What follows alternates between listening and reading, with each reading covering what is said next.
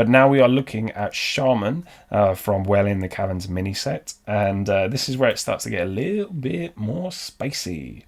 So we have some juicy new cards for Shaman. Shaman, the card that's desperately this whole time needed some card draw, is getting some card draw. So here we have it, the best of the Dungeoneers, the Primal Dungeoneer. So this is draw a spell. If it's a nature spell, also draw an elemental. So the potential to draw 2 cards with 1 card, they did it. They gave Shaman a good card. So this is the nuts. This is the turbo nuts. A lot of the spells that we're running in Shaman these days anyway happen to be nature spells.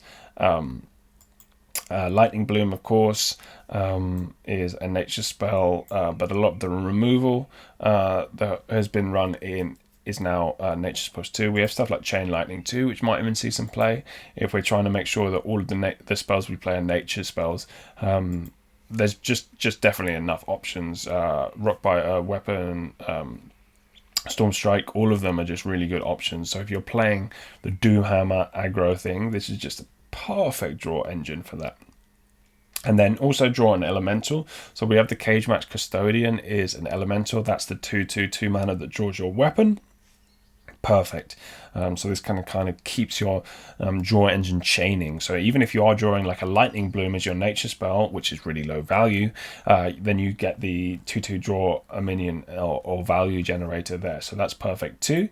And then overall, there's other potential elementals you could play. Menacing Nimbus is the other 2-mana 2/2 that generates an elemental. It's a potential option if you wanted to go down more of that elemental package. I think there's the potential for the elemental package to work if you don't have to lock yourself into playing as many because you're now getting more card draw. Because, cards like this, the Lilypad Lurker, they are powerful. I'm not sure you want to play this in the kind of the aggro Doomhammer version, but this is a very powerful effect. And if you don't have to play as many elementals because you have card draw to offset that, then I don't know, maybe that's worth, because something like this is kind of average. This 2/5 that gives Russian Wind Fury, kind of like the Crab Rider elemental version. The Earth Revenant, kind of average. And if you were running this elemental package before, you kind of just felt like you had to play them all so you could curve out to them. But if you have a little bit more card draw and a card that guarantees drawing an elemental because you're running only nature spells, then maybe that can all work. And maybe we can even just start running more of an aggressive package overall and just use this for burn. It's promising for Shaman. I think, is it enough? I don't know. But Shaman still runs very strong cards. In particular, Shaman has really strong legendaries. So in our Storm Strike, the 4/5 that has Wind Fury, like for attack face damage. And then Fireheart's just a standard really good value card. Raz, if you're running the spell damage stuff, which we tend to be now because we have the 1-mana 3/2 Overload spell damage, which is a good card. So if you're running 2 of them and then 2 Primordial Studies, you can kind of justify playing Raz. So Shaman still has some good tools. Sometimes it fights a bit honestly. If we're running the 3-mana weapon with Cage Match Custodian, it's good.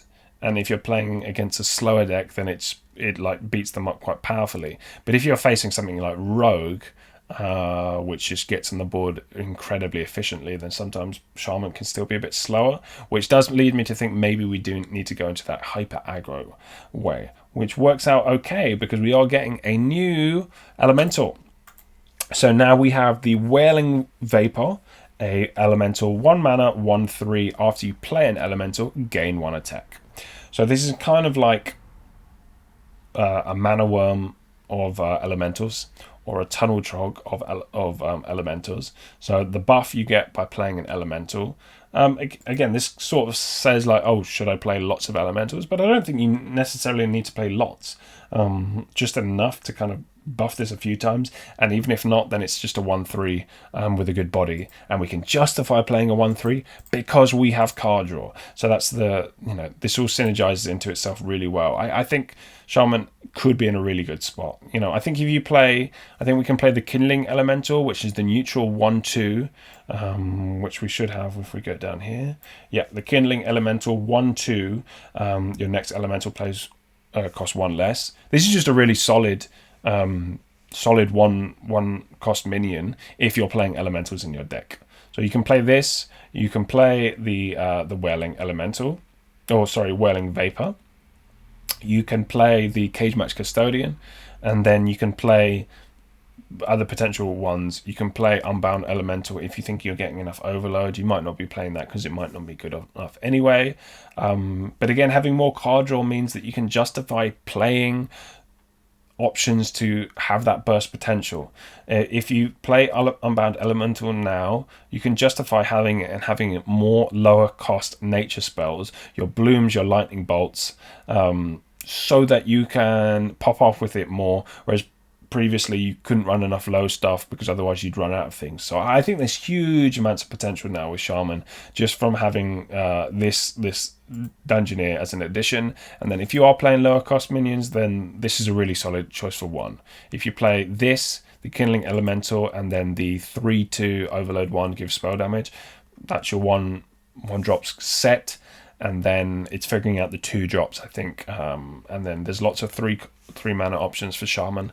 But yeah, I think there's potential. And then yeah, if you run the Doom Hammer package, then you've got like a solid early game to even out into it, guaranteeing that you'll pop up with it. So huge potential for Shaman now.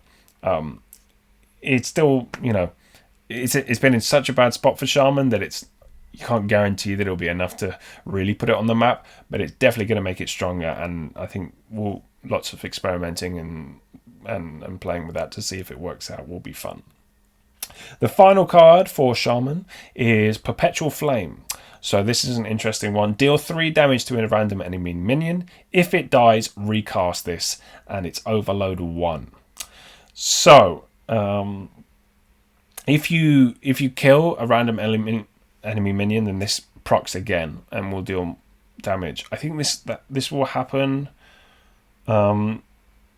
even if there's not a minion on board. So that we'll have to see. Like, will this kill a 3/3 if they only have a 3/3? Will this proc again and then you get overloaded for 2? I'm not sure. It will definitely proc again if there's more minions. But I'm not sure if it's the only minion and it kills it, whether you get overloaded for 2, because that could just be awful. Because then you just wouldn't be incentivized to play this at all. When this would be good is if you only have 2 mana and your opponent tempos out a full board, or they're playing rogue and they get a full board out super early on turn 3. Then you could play this and it will clear their whole board, and the overload, yes, you'll be fully overloaded for the next turn, but you only have 2 or 3 mana at that point, so it's not as severe. But if you're getting to the point where it's turn 6 and they play Glowfire Swarms and this is your only answer and you play this, well, they have a free turn to do whatever they want the next turn, so that's just awful. So it's just such a huge downside to have overload repeating. So I don't know, it's really good in a pinch. Like, it costs 1 mana, so like if you're in a desperate situation and you're playing Instructor Fireheart and then you're just looking to make options, maybe you can play this for 1 and then you still have mana to do something else your turn, like play Feral Spirits to help develop a board, so that the next turn, even though you have no mana, you've at least like developed somewhat, and this only cost 1. Yeah, it's the downside just seems like such a huge negative though, but which is maybe fine. Maybe they have to shaft Shaman in one area because they're giving it a cool draw card. Although this isn't really, Shaman should have had more stuff like this anyway. But anyway, exciting times. I think just a 1 mana 1/3 that could buff up and snowball. Great. This could be a 3/3 by turn 3 very easily. or if you play two, you have a two turn one, you play one, coin one out, and another one, then you have a 2/3 and a 1/3. That's already really powerful. And then Primal Dungeon is just hopefully the nuts. So really good space for Shaman. And yeah, looking forward to experimenting with Shaman in the mini set as it comes out tomorrow. And I'll see you guys in the next one. Thanks very much.